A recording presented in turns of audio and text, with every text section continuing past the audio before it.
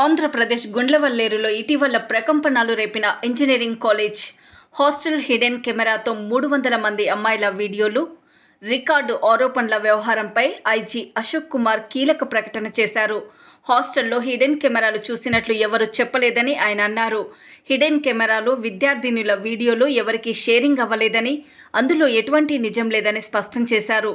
Students తల్లిదండ్రులు ఆందోళన చెందవలసిన పని లేదని ఐజీ అశోక్ కుమార్ అన్నారు. సుమారు 30 నుండి 35 మంది విద్యార్థినులు, హాస్టల్ వార్డెన్లు, సిబ్బందిని ప్రశ్నించినట్లు ఆయన వెల్లడించారు. సీఎం చంద్రబాబు నాయుడు చొరవ తీసుకోవడంతో ఢిల్లీకి చెందిన CERT కంప్యూటర్ ఎమర్జెన్సీ రెస్పాన్స్, పూణేలోని CDOC టెక్నాలజీ నిపుణుల సహాయం కూడా తీసుకున్నామని వివరించారు. గర్ల్స్ స్టూడెంట్స్ చాలా మంది అజిటేషన్ చేశారు. అది మళ్ళీ వైరల్ అయిపోయేసి మొత్తం కాలేజీలో ఉండే ladies, girls students, boys students అందరూ కూడా ఒక అజిటేషన్ ప్రకారం అజిటేషన్ చేయాల్సి వచ్చింది. సో దీని గురించి సమాచారం తెలిసిన వెంటనే లోకల్ పోలీసు ఆ రోజు రాత్రే రష్ అయ్యి లా అండ్ ఆర్డర్ అంతా మెయింటైన్ చేయడం జరిగింది.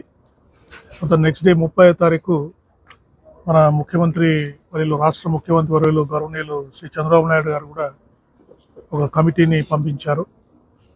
మినిస్టర్ శ్రీ కొల్ల రవీంద్ర గారు, తర్వాత జిల్లా కలెక్టర్ గారు, జిల్లా ఎస్పీని పంపించి ఇక్కడ ప్రెమిసెస్ అంతా స్టూడెంట్స్ తోటి మాట్లాడి ఆ రోజు లా అండ్ ఆర్డర్ మెయింటైన్ చేయడానికి, వారిలో అనుమానాలు నివృత్తి చేయడానికి వారంతా ప్రయత్నం చేశారు.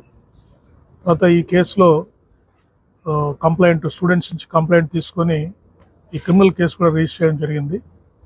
దీంట్లో క్రిమినల్ కేసులో ముఖ్యంగా భాగంగా ఆ రోజు హాస్టల్లో ఉండే అన్ని బాత్రూమ్స్, గర్ల్స్ హాస్టల్లో ఉండే అన్ని బాత్రూమ్స్ కూడా ఈ ఎక్విప్మెంట్, NLGD ఎక్విప్మెంట్, తర్వాత ఫిజికల్గా కూడా షవర్స్ కానీ అన్నీ ఓపెన్ చేసి అంత ఏరియా అంతా థరోగా స్టూడెంట్స్ రిప్రజెంటేటివ్స్, ఆ police officers, women and child welfare department representatives అందరి సమక్షంలో ఈ హాస్టల్ మొత్తం థరోగా చెక్ చేయడం జరిగింది. దాంట్లో కూడా సీసీ కెమెరాస్ కానీ, తర్వాత స్పై కెమెరాస్ కానీ, ఎటువంటి ఎలక్ట్రానిక్ డివైజెస్ కూడా ఆ బాత్రూమ్స్లో ఉన్నట్టు మనం గుర్తించలేదు.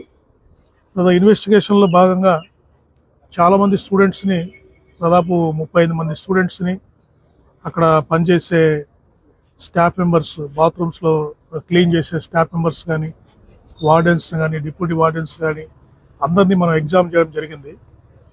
ప్రతి ఒక్కరు కూడా స్టూడెంట్స్ అందరినీ అడిగితే ఏం చెప్తున్నారంటే, వారు ఎవరు కూడా మేము ప్రత్యక్షంగా ఈ స్పై కెమెరాస్ చూసామని ఎవరు కూడా రివీల్ చేయలేదు.